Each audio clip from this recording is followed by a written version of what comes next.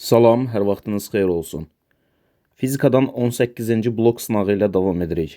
Sınaq qrupumuza qoşulmaq üçün verilmiş WhatsApp nömrəsi ilə əlaqə saxlaya bilərsiniz. Başlayaq birinci sualla. 2 maddi nöqtə radiusları R2 bərabərdir 3 R1 olan çevrələr üzrə bərabər sürətlə hərəkət edir. Onların mərkəzə qaçma təcilləri eyni olduqda dövrətmə tezlikləri arasında hansı münasibət doğrudur? A bərabərdir 4 pi kvadratı n kvadratı r. Buradan n kvadratı bərabərdir 4 pi kvadratı r. Burada da a. Buradan n bərabərdir. Deməli, bərabərdir kök altında a bölünsün 4 pi kvadratı r. Biz buradan görürük ki, dövrətmə tezliyi radius ilə kök altı tərs asılıdır. Yəni, n2 bölü n1 bərabərdir kök altında r1 bölü r2 yaza bilərik. Bu da bərabərdir kök altında r1 bölünsün r2'nin yerinə 3 r1 yazıram. R1'lər gedəndən sonra geriyə qalır 1 bölünsün kökdə 3. Buradan n1 bərabərdir kökdə 3 n2 alınır. Yəni sualımızın cevabı B variantıdır. Növbəti sualda bir-biri ilə çəksiz və uzan manip vasitəsilə bağlanmış iki cisim 1 kN qüvvənin təsiri ilə sabit təcillə yuxarı hərəkət etdirilir. Birinci cismin kütləsi 40 kg, ikinci cismin kütləsi 10 kg olarsa, ipin gərilmə qüvvəsi nəyə bərabərdir? Birinci növbədə burada F qüvvəsi 2 dənə kütləni çəkir.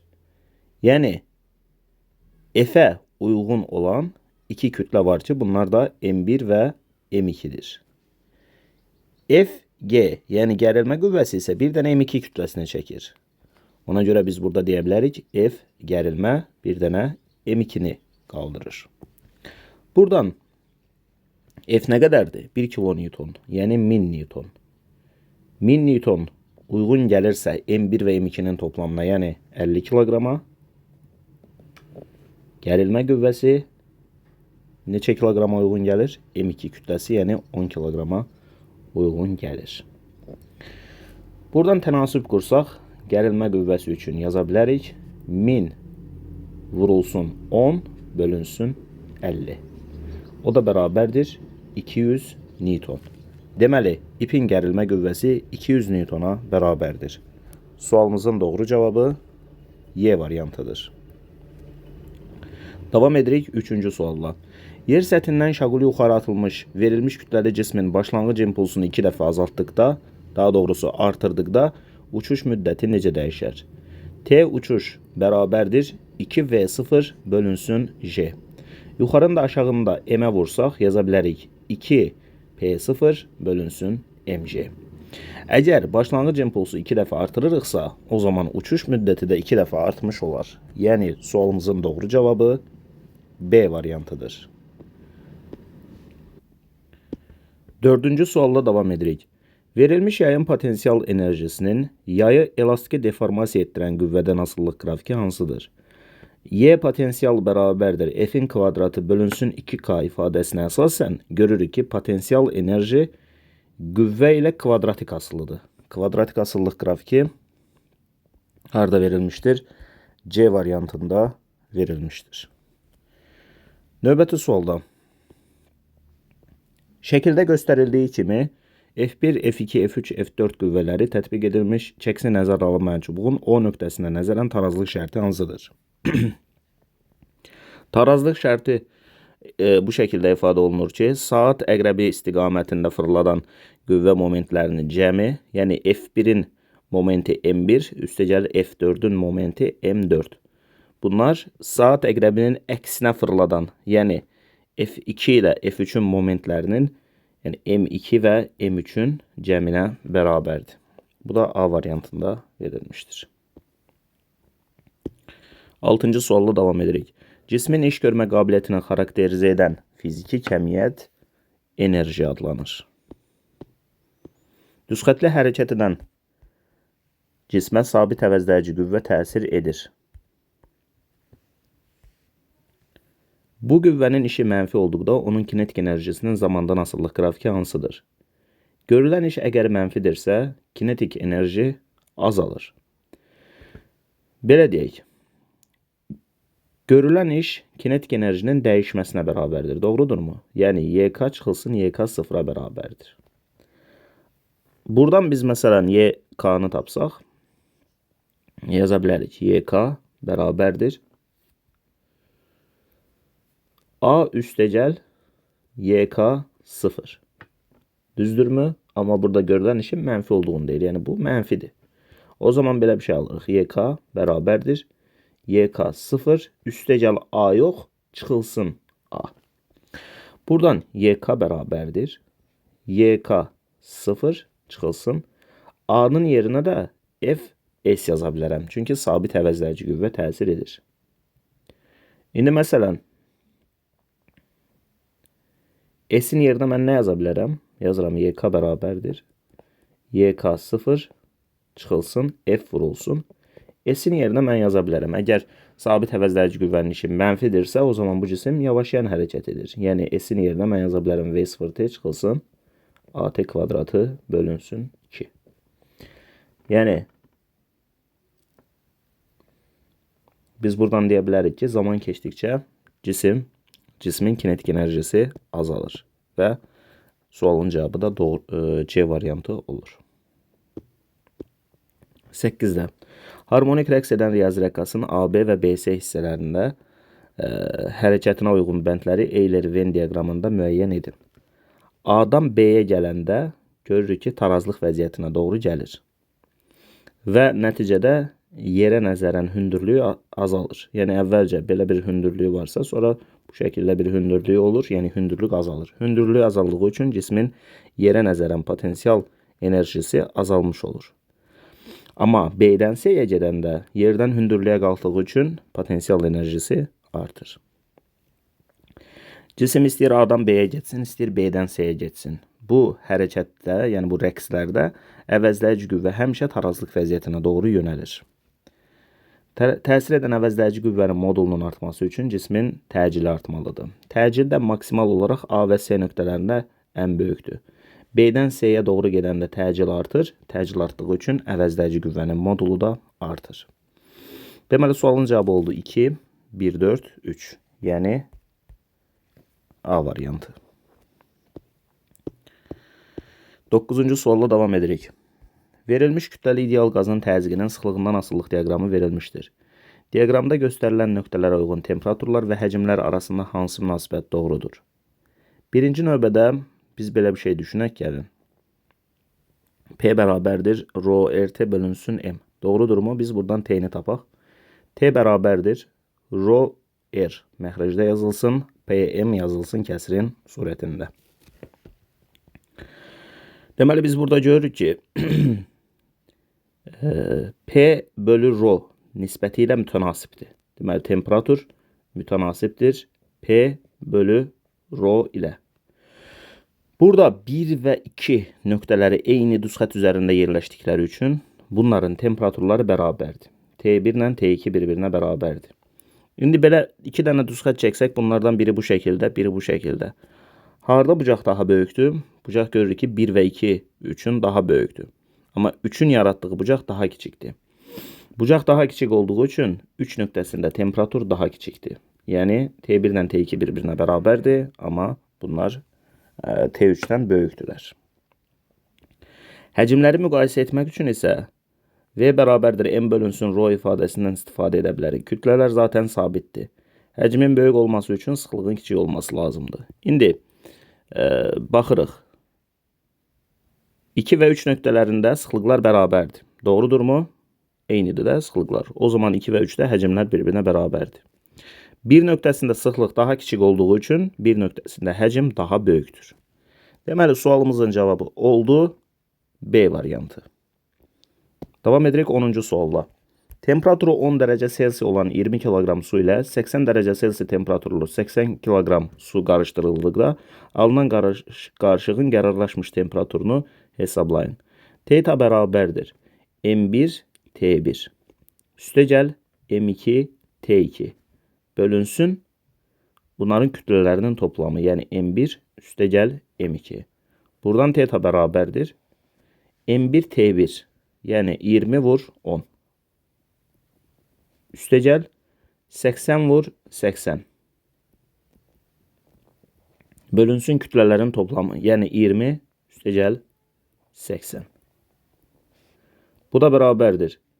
200'ə 6400 gələndə eləyir 6000, 6600, 6600'ü də bölürük 100'ə. Bu da eləyir 66 dərəcə Selsi, yəni D variantı. 11'də qapalı qabdakı buxarın sıxlığının temperaturdan asılılıq qrafikinin 1, 2 və 2, 3 hissələrində buxarın təzyiqi üçün hansı ifadələr doğrudur? Deməli, 1-dən 2-yə keçəndə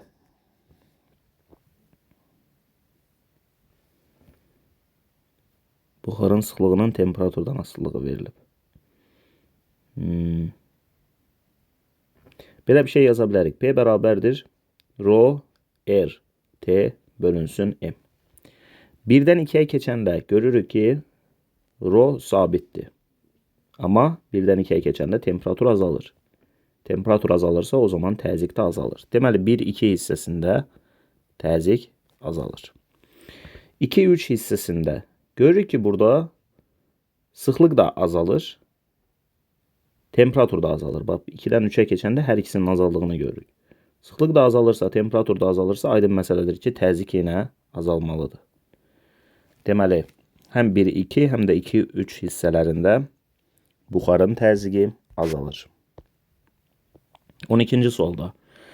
Bir cins elektrik sahəsində elektron 1 və 2 nöqtələri arasında hərəkət edir. Bir nöqtəsində elektronun sürəti 0, 2 nöqtəsində sürəti 4 meqametr/saniyə olarsa, 1 və 2 nöqtələri arasındakı potensiallar fərqini hesablayın. Belə bir şey yaza bilərik. Kinetik enerjinin dəyişməsi, indi burada başlanğıcda kinetik enerji 0 olduğu üçün başlanğıcı yazmıram. Bərabərdir bu görülən işə, yəni Y vurulsun U. Bizə lazımdır burada U-nu tapmaq, yəni gərginliyi, potensiallar fərqini tapmaq. 2Y-ni burada yazdıq, MV kvadratını da yazdıq burada. Bərabərdir.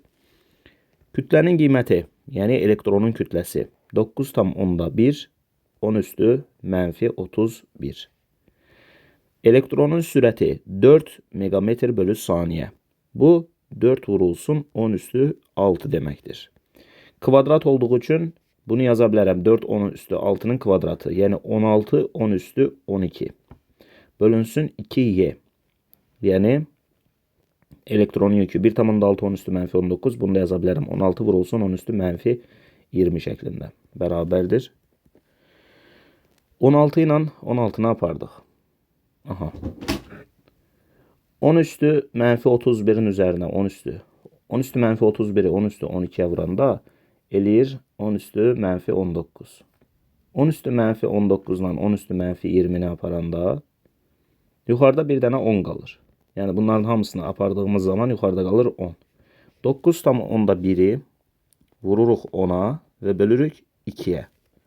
Bu da 91/2 deməkdir. 90'ın yarısı 45'dir, 1'in yarısı da 0,5. Yəni 45,5 volt sualımızın doğru cevabı olmalıdır. 13-cü sualla davam edirik. Kapalı K açarını açdıqda kondensatorlar batareyasının elektrik tutumu necə dəyişər? Deməli, birinci növbədə bu açar əgər qapalı idisə, burada yalnız bir dənə bu S tutumlu kondensator yüklənirdi. Yəni bunlar, belə deyək, burada qısa qapanma baş verdiyi üçün bunlar heç nəzərə alınmırdı. Bunlar yoxmuş kimi düşünürük.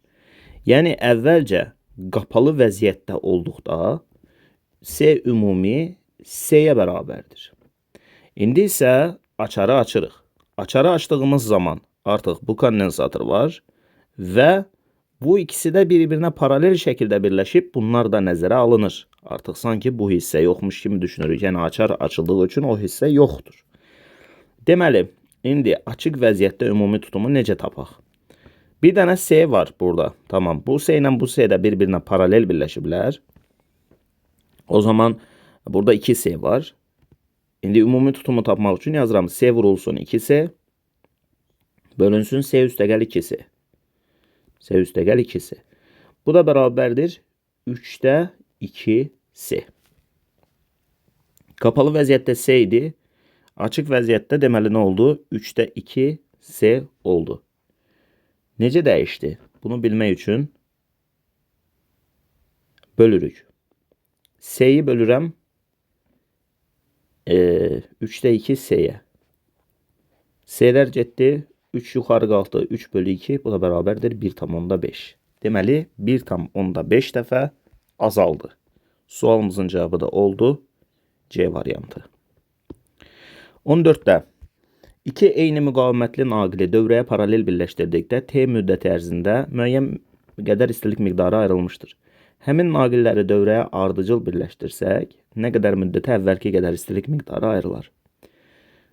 Deməli, gərginliyin sabit olduğunu deyir. O zaman yazdıq. Q bərabərdir U'nun kvadratı bölünsün R vurulsun T.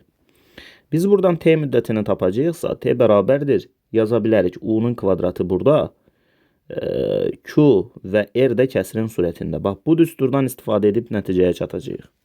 Birinci növbədə deyir ki, belə düşünə bilərik də, buradan T müddəti müqavimətdən necə asılıdır? R müqaviməti ilə düz mütənasib asılıdır. Düsturdan görürük bunu. Deyirik ki, T R'dən düz asılıdır. Birinci halda naqili dövrəyə paralel birləşdiriblər. Paralel birləşmə zamanı ümumi müqaviməti tapmaq üçün sayına bölürük. Yəni R'i 2'yə bölürük ki, bu 0,5 R edir. Ardıcıl birləşmə zamanı isə sayına vururuq. Yəni 2'ni R'ə vururuq. Baxın, fikir versəz, paralel birləşmədən ardıcıl birləşməyə keçəndə müqavimət 0,5 R'dən 2 R'ə gəlir. Yəni müqavimət 4 dəfə artır. Müqavimət əgər 4 dəfə artırsa, mütənasib olaraq zaman müddəti də 4 dəfə artmalıdır. Yəni əvvəlcə T idisə, indi 4T olmalıdır. Bu da D variantında verilmişdir. 15-ci sualla davam edirik. Diodlar və lampalar şəkildəki kimi sabit gərginlik mənbəyinə qoşulmuşdur. Doğru ifadələri müəyyən edin. A və B mənbənin qütübləridir. Diod düz qoşulduqda onun müqavimətini 0, tərs qoşulduqda isə sonsuz böyük hesab etmək lazımdır deyir bizə. Deməli,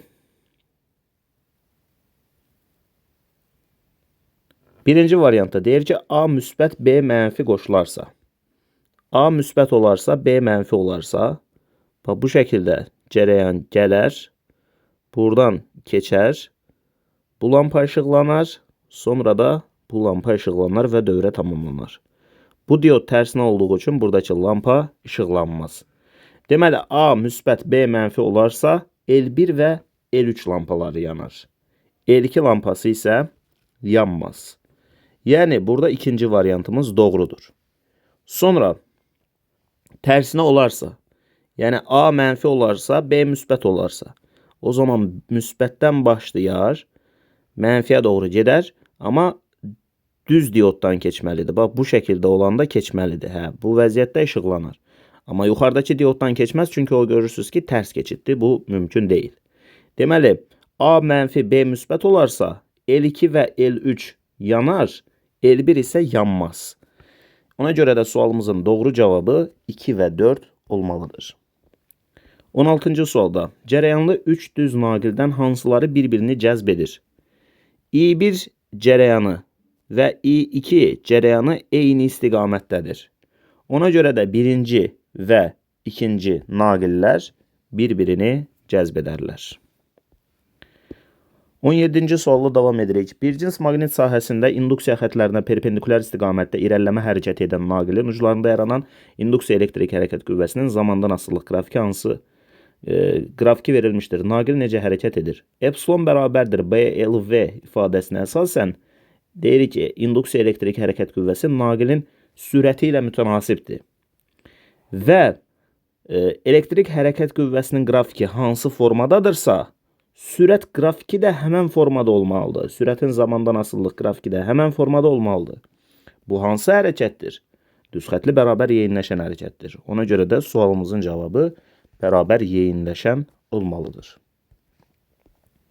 Harmonik rəqs edən maddi nöqtənin sürətinin və təcilinin maksimum qiymətləri verilib, rəqsin periodunu hesablayın. AM beraberdir VM omega. Bu da beraberdir. VM vurulsun, omega'nın yerine de 2pi bölünsün. T yazdım. Buradan bize lazımdır eksin periyodunu, T'ni tapmaq. T beraberdir. VM vurulsun 2pi bölünsün AM. Buradan T beraberdir. Sürətin amplitud qiyməti 3 metr bölü saniyədir. Vurulsun 2, pi'nin qiyməti də 3'dür. Bölürəm təcilin maksimal qiymətinə, yəni 90'a. Bu da bərabərdir. Belə eləyək də bu 9'dan bu 90'a aparaq burada qalsın 10. Deməli 2 bölü 10 o da 0,2 saniyə deməkdir. 19-cu sualda. Elektron bir cins maqnit sahəsinin induksiya xətləri istiqamətində sahəyə daxil olur. Elektronun impulsunun modulunun zamandan asıllıq qrafiki hansıdır? Elektron bir cins elektrik sahəsinin intensivlik xətlərinə elektron bir cins maqnit sahəsi deyir. İnduksiya xətləri istiqamətində daxil olur. Deməli bu B istiqamətidir. Bu istiqamətdə sahəyə daxil olurmuş elektron. Bizə deyir ki, impulsunun modulunun zamandan asıllıq qrafiki hansıdır? Deməli, maqnit sahəsinə daxil olduğu üçün belə deyək də, F Lorentz bərabərdir QVB sinus alfa ifadəsinə əsasən. Biz burada görürük ki, elektron B maqnit induksiya xətlərinə paralel daxil olub. Yəni sinus alfa 0'a bərabərdir. Çünki alfa 0 dərəcə olanda sinus da 0 alır. Ona görə Lorentz qüvvəsi də 0'dır. Yəni bu elektrona qüvvə təsir etmir.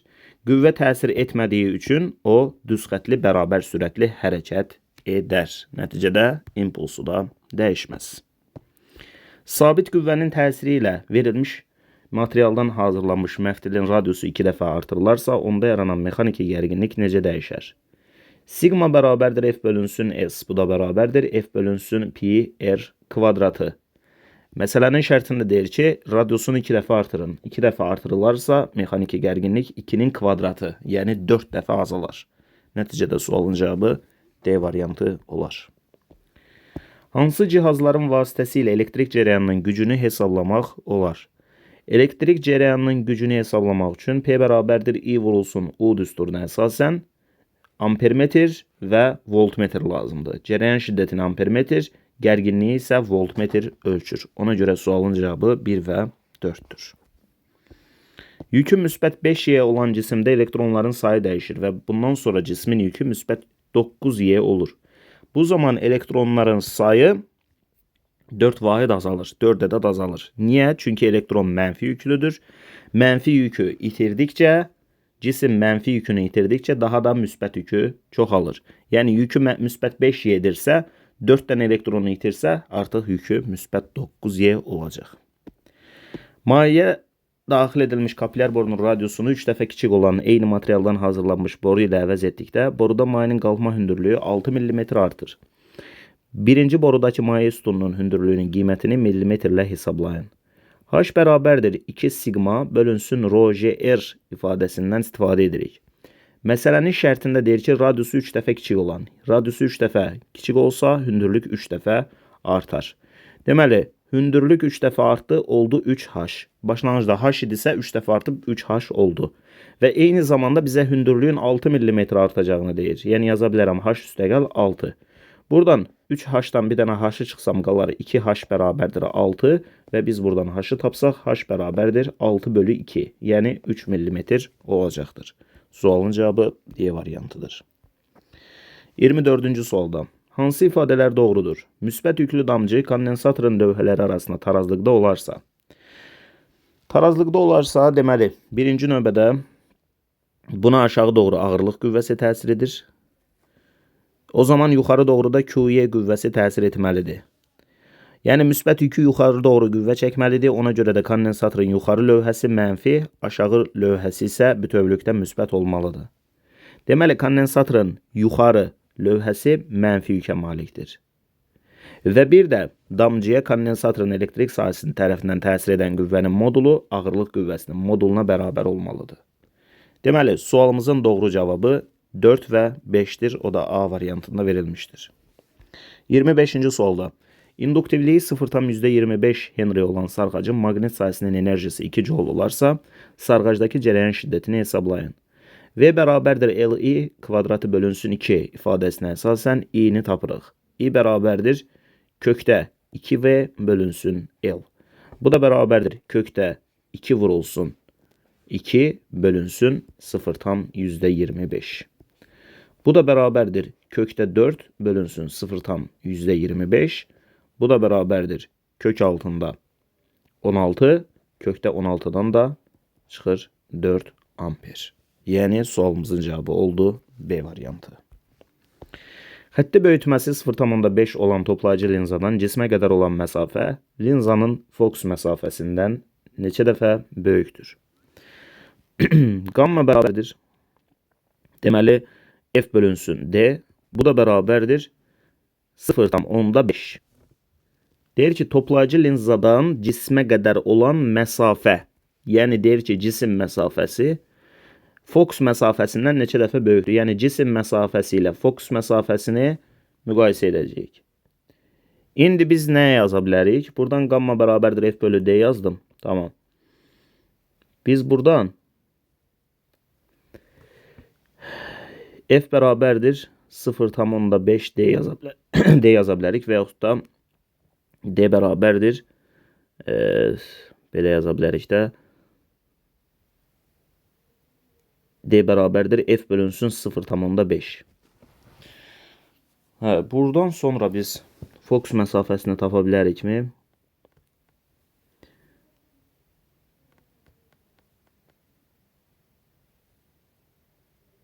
Və yaxud da gəlin belə edək. Gamma bərabərdir. Xətti böyütmənin digər düsturuna müraciət etsək, F bölünsün D çıxılsın F düsturundan. Burada gammanın yerinə 0,5 yazsaq, 0,5 bərabərdir F bölünsün D çıxılsın F. Bunları vursaq, bu 0,5'i məxrəcə vursaq, 0,5 D çıxılsın 0,5 F bərabərdir F-ə. Buradan 0,5 D bərabərdir 1,5, yəni 0,5 F'in üzərinə F gəldik, 1,5 F elədi və buradan D-ni tapsaq, D bərabərdir 3 F olar. Yəni hər tərəfi 2'yə vurdum, D-ni tapdım. D bərabərdir 3 F. Deməli, cisim məsafəsi fokus məsafəsindən 3 dəfə böyük imiş. O da D variantında verilib. 27. Bir cins maqnit sahəsinə induksiya xətlərinə perpendikulyar istiqamətdə daxil olan zərrəciklərlə onlara təsir edən Lorentz qüvvəsinin istiqaməti arasında uyğunluğu müəyyən edin. Deməli, sol əl qaydasından istifadə edirik. Müsbət yüklü zərrəcik bu tərəfə doğru gedəndə, yəni sol əlimizin 4 barmağı sürət istiqamətində olanda baş barmağımız aşağı doğru göstərir. Deməli, 1'ə yazdıq, müsbət yüklü zərrəcik üçün şəkil müstəvisində aşağı. 1'ə B variantı yazdıq. 2'ə, deməli, 1'ə aşağı doğrudursa, yəni müsbət yüklüyə aşağı doğrudursa, mənfi yüklüyə yuxarı doğrudur. Şəkil müstəvisində yuxarı, yəni 2'ə A variantı. 3'də də yüksüz zərrəciyə Lorentz qüvvəsi təsir etməz. Ona görə 1B, 2A, 3'də də C variantı olar. Cismin yer dəyişməsinin proyeksiyasının zamandan asılı qrafiki verilmişdir. Hansı zaman anında cisim hərəkət istiqamətini dəyişmişdir? Deməli, biz burada görürük ki, birinci növbədə 0-T1 aralığında X oxu istiqamətində hərəkət edir. T1-T2 aralığında hərəkət etmir. T2'dən T2 zaman anında isə X oxu istiqamətdən keçir X oxunun əksi istiqamətinə. Yəni, T2 zaman anında cisim hərəkət istiqamətini dəyişir. Bu da B variantında verilmişdir. Kürə tərəzidən asılaraq boş qabın içərisinə daxil edilmişdir və tərəzinin digər gözündəki çəki daşları ilə tarazlıqdadır. Qabı su ilə doldurduqdan sonra tarazlıq niyə pozulur? Qabdakı suyu boşaltmadan tarazlığı necə bərpa etmək olar? Deməli, birinci növbədə maye var. Boş qabın içərisində maye var. Sonra, yox, birinci növbədə maye yoxdur. Sonra bura maye əlavə edirik. Yəni, qabı su ilə doldururuq. Qabı su ilə doldurduqdan sonra, doldurana kimi birinci növbədə aşağı doğru MC var. Yuxarı doğru da məsələn burada ipdə bir gərilmə qüvvəsi yaranır. Bunlar bir-birini tarazlaşdırır və buradaki T qüvvəsi ilə buradakı qüvvə bir-birinə bərabər olur. Amma bura maye daxil etdiyimiz zaman P bərabərdir. P0 çıxılsın FA ifadəsinə əsasən bu cismə, bu kürəyə artıq Arximed qüvvəsi təsir etdiyi üçün buradakı çəki azalır. Yəni cismin havadakı çəkisi onun daha doğrusu cismin mayedəki çəkisi onun havadakı çəkisindən Arximed qüvvəsi qədər az olur. Ona görə də çəki azalır. Deməli kürənin çəkisi azalır. Əgər bu tərəfdəki, sol tərəfdəki çəki, daha doğrusu sağ tərəfdəki çəki azalmışdırsa, sol tərəfdəki çəkini də azaltmaq lazımdır. Yəni çəki daşlarından bəzilərini götürmək lazımdır ki, tarazlıq bərpa olunsun. Naqillərdən axan cərəyan şiddətinin uclarındakı gərginlikdən asıllıq qrafikləri verilmişdir. Bu naqilləri paralel birləşdirərək gərginliyi 150 volt olan dövrəyə qoşduqda, dövrədən axan cərəyan şiddətini hesablayın. Deməli, birinci növbədə burada bu gərginlikdən asıllıq qrafikidir. Biz burada R1 və R2-ni hesablayaq. R1 bərabərdir 100 bölü 2, yəni 50. R2 bərabərdir 100 bölü 4, yəni 25.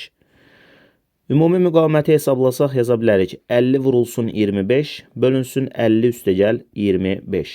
Bu da bərabərdir. 50 vurulsun 25, bölünsün 50-yə 25 gələndə də 75 olur. 25 ilə də 75-i aparsaq 3 qalar. Yəni 50 bölünsün 3 ümumi müqavimətdir. İndi cərəyan şiddətini tapaq. I bərabərdir U bölü R. Bu da bərabərdir. Gərginliyin qiyməti 150 volt. Müqavimətin qiyməti 50 bölü 3.